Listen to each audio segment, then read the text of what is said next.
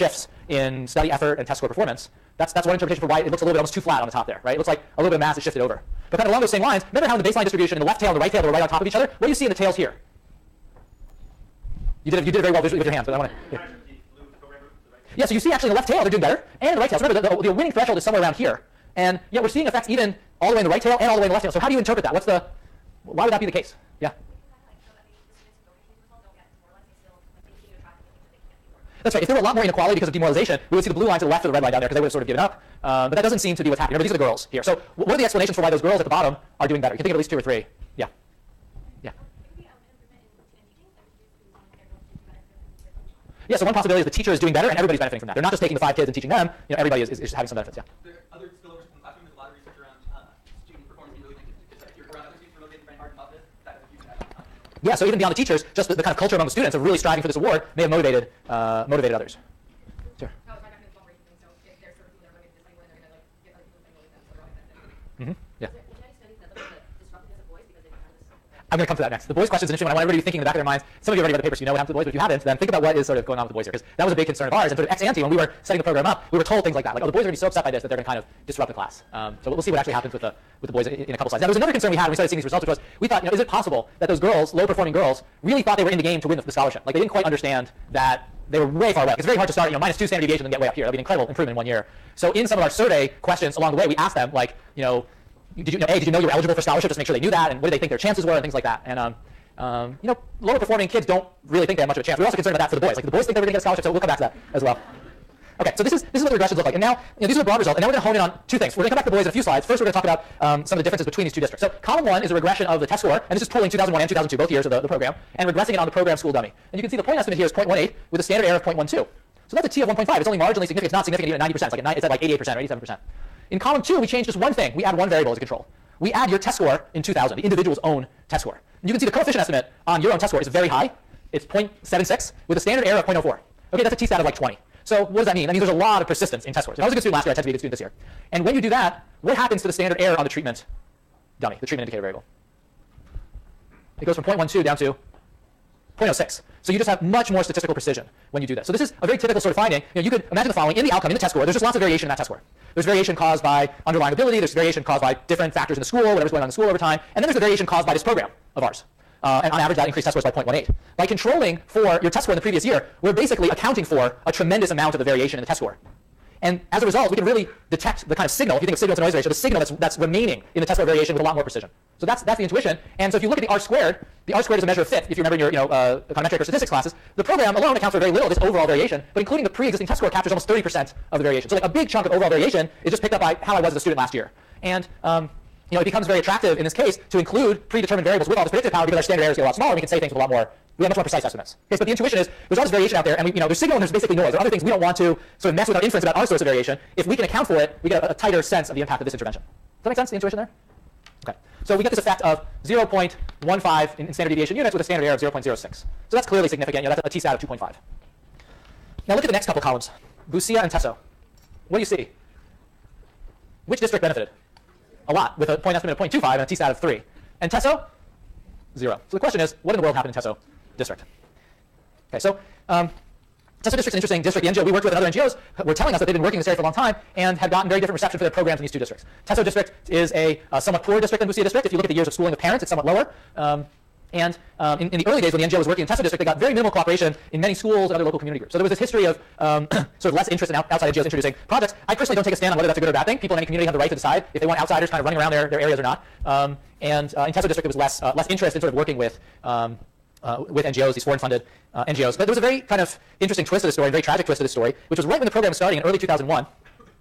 In a Teso district school that wasn't in this sample, but was working with the NGO we worked with on another program, there was a lightning strike that hit the school, and a number of kids died and were injured. And unfortunately, the lightning strike happened the day after a team from this NGO had visited that school. And a kind of sense went around that maybe there was some connection between these 2 events. And as a result, right after the lightning strike, a number of the schools in Teso district said they didn't want to participate anymore in the program because there was a fear that there was some kind of connection, that there was something dangerous maybe about cooperating with this NGO.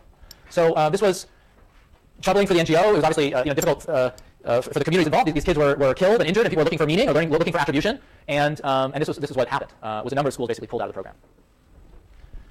Does this seem kind of far-fetched to people? Do you think similar things might happen? I can imagine similar things happening in this country too. Yeah. the program had already been announced in these two districts, and the 5 schools that wanted to pull out were only a small number of the total 127 schools in the program. So the feeling was that wasn't going to, that wasn't the way forward. Plus, the NGO was hopeful that they could try to bring these schools back into the program. They were not able to, but they were hopeful that with some dialogue and discussion, the NGO staff visited these schools and tried to smooth things over, and but it was sort of an uphill battle. Yeah. Do you think in schools that didn't even pull out in the first place, there might have been some parents that were like, no, you're not participate in the program. I'm not going to let you get your time because they don't take this. Do you think the schools didn't pull out the right families that are essentially pulling their kids out of the program? Yeah, I mean, when you think about it, for whatever reason, because certain families or communities in Testo District were not that keen on collaborating with the NGO, then it's very easy, even for high-performing girls, to sort of botch the test and not win and not want to win. So there's like a form of resistance to participating in the program that that could occur even with that whole school pulling out, for sure. And when the program was introduced in Busia District, in nearly all the schools, there was a lot of enthusiasm. Great, like this is money for our girls. Our girls can get scholarships to continue their schooling. And even before the lightning strike, the reception in Testo District was just much more muted, in the sense of like, well, okay, that's fine, but we don't really work too much with this NGO. We don't know if we necessarily want your money, sort of thing. Yeah. I'm just wondering what happened after this program, it was 2 years. Yeah.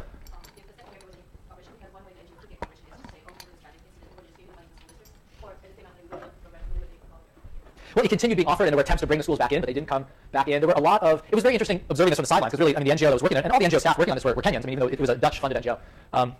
The communities in Testo were very divided about the program. There were certainly a lot of parents who were like, no, we really want the program, and other parents who were opposed, especially after the lightning strike. The teachers tended to be extremely for the program. The teachers saw this as sort of mobilizing resources and energy for education, but all that wasn't enough to really change attitudes enough by year 2 to bring the schools back in. So it didn't. Also, they didn't give the money to them. No, because you needed winners. Yeah, you needed winners in the program in order to get the money for the girls. So by not competing, you basically didn't get the winners. Yeah, I mean, it wasn't any of these 5 schools hit by the lightning strike. It was another school nearby, but it was something very traumatic, and people were looking for meaning. I mean, I think that's a natural human response to an event like that.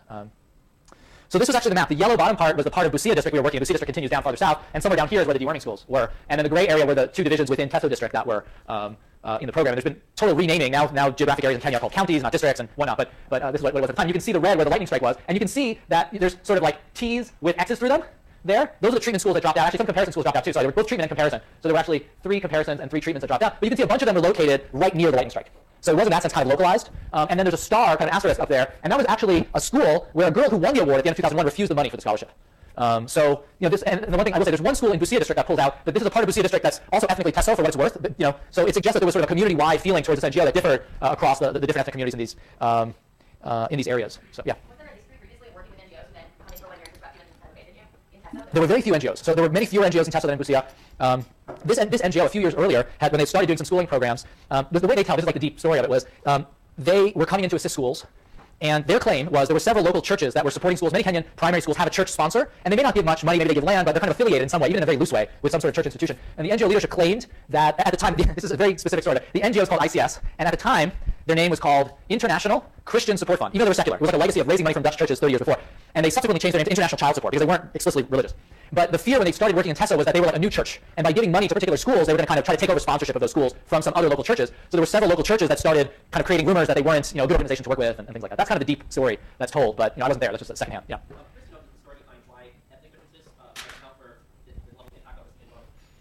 It's hard to separate out to some extent because there are differences in average years of schooling, say, across these areas. There were different histories. There are different histories of political involvement of the different groups. The dominant group in Busia District is the Luhya ethnic group, which is a very large ethnic group in Kenya. It's one of the 3 largest ethnic groups. And even though they never had a president, they've had high-level leadership. The Teso ethnic group is much smaller and sort of more marginalized.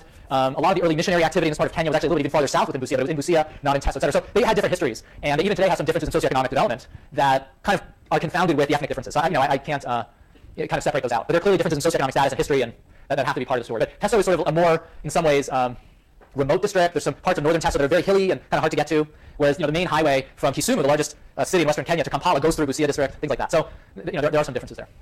Okay, so this was the story, and this is a clicker question, and I kind of want to get people's views on this. So kind of given all that we've discussed, what's the appropriate way to handle this GSP data? So 5 schools in Teso pulled out, and here are a couple different answers. Should we just include all the data as is, even try to get test scores if we can from these schools that pulled out, as much as we can, and think of it as an intention to treat design? Remember, intention to treat means you're assigned to treatment, but if treatment doesn't occur, you just include them in samples. We try to get data from them as best we can. Should we drop data just from the treatment schools because they're the ones that would have had the incentive, but maybe not the other schools? Should we drop all the data from Teso because all these schools dropped out, or should we just give up?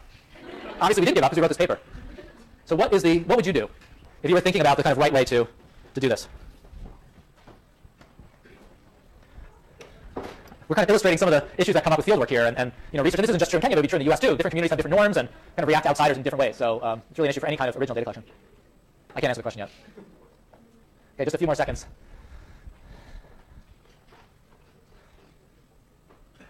Okay, so let's just take a look here. Does someone who answered A, meaning including all the data as is, want to state the position for why that is the right approach? What's the sort of methodological reason, or why would you think that's the right way to go?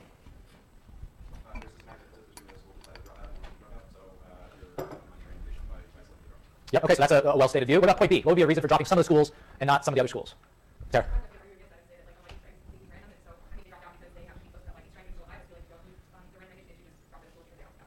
What are thoughts about point C? What's an argument for dropping all the data from TESO? Who answered C and wants to articulate that position? Yeah. I mean, you can almost view that as like poisoning. Having an impact on the strategy. Lucia, and I think it's a perfect answer, but Lucia seems to have some like these all your organizations will go to Lucia. I think you're like across these two groups. These all internally not set up in Lucia. Yeah. Okay. So there's elements of all these things that make sense, are interesting. We basically, as you saw before, we were using all the data. We basically did A as best we could, but there's an issue, which is we couldn't get the test score data. We couldn't actually administer the tests in all the schools that pulled out, and we tried, but that became an issue. So it almost pushed us into B in the sense of like just not having that data, and that raises questions about TESO because if you actually look at the schools that drop out, Tara's hypothesis was, oh, they're just kind of similar to others, they're just random way they're looking, but they do look different than the other schools. The schools that pull out, it's very interesting, were some of the higher performing schools in TESO. The schools that probably would have won the scholarships pulled out. So the distribution in TESO looks really weird because we get this truncation where we lose a lot of the high performing schools. So that makes it feel non-random. So sort of saying you could test how similar to these guys, but they look different.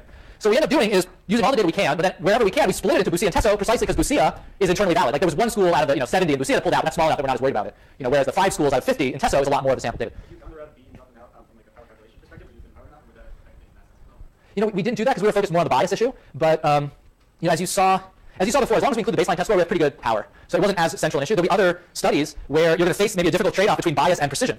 So it's an issue to keep in mind when you talk about dropping sample. Now, I'll tell you the history of this paper a little bit, which is we presented all the data we have. We sent it to journals to get it published, and we said, this is what happened. We explained this whole story, which has just taken us 20 minutes, right? So there's all this text in the paper, and we actually cut it down to the published version. You guys have seen it. But in earlier versions, we elaborated on all the details. And in some ways, it hurts you with journals because it feels like it's a very messy experiment. It wasn't as clean as it could be, and maybe that's appropriate. It just wasn't. If we're trying to learn something, now we're kind of maybe confusing the effect of the program with some weird aftermath of this tragedy. But we presented all the data we have from all the schools we have, and then we make the case like, look, TESO is weird. This weird thing happened. Let's focus mainly on Busia. But I think some of the journal referees and editors we sent it to were like, well, it hurts the paper's sort of impact to some extent because this strange thing, this terrible tragedy happened. But that's more on the point of view of generating research.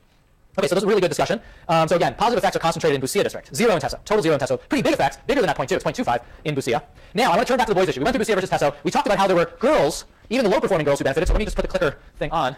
What about boys? If you recall from the paper, or if you haven't read the paper closely, just in your kind of overall view or opinion, do you think the boys are likely to benefit from the program, to be hurt by the program, or basically to be largely unaffected by the program?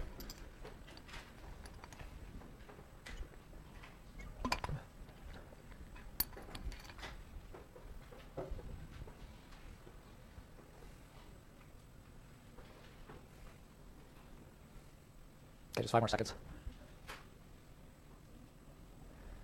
Okay, so most of you said benefit, and a few people said hurt, and a few said no real impact. So it's going to be, as we'll show in the next slide, kind of positive, small but some positive effects on boys actually, roughly half the size as for girls. And I'll show you the data in a sec. But this is some evidence of further evidence of within classroom externality. So not only did the girls who were very low baseline performers who had no chance of winning do somewhat better, even the boys did better, even though they couldn't compete for the award. And we administered surveys. The vast majority of the boys knew they were not eligible for the award. So it isn't that they were competing for it thinking they would win it. And this was a 2-year program. So even in year 2, there's some sort of effect for the boys. So what do these results look like? Pulling Busia and TESO again, we get something closer to a 0 if you look at columns 1 and 2 there. But for Busia, there's actually 1 star there because it's significant at 90%. We get this effect of 0.15 standard deviations, standard error of 0.09. So not quite significant at 95%, but a kind of borderline meaningful effect here. So if anything, evidence of some positive effects for boys. For TESO, it looks pretty much like a 0, the minus 0.03. So again, the effect for girls was 0 in TESO, the effect for boys was 0 in TESO. Whereas in Busia, even the boys are gaining something by being in this classroom. And now what I want to investigate next is really why. What were the channels or the mechanisms? And we sort of hypothesized about a few of these. The other things we've looked at, the behavioral dimension where the strongest effects are on teacher attendance. And this was not exactly what we thought we would find. I think most of us here, we were all thinking about kids and parents. Teacher absenteeism is actually a big deal.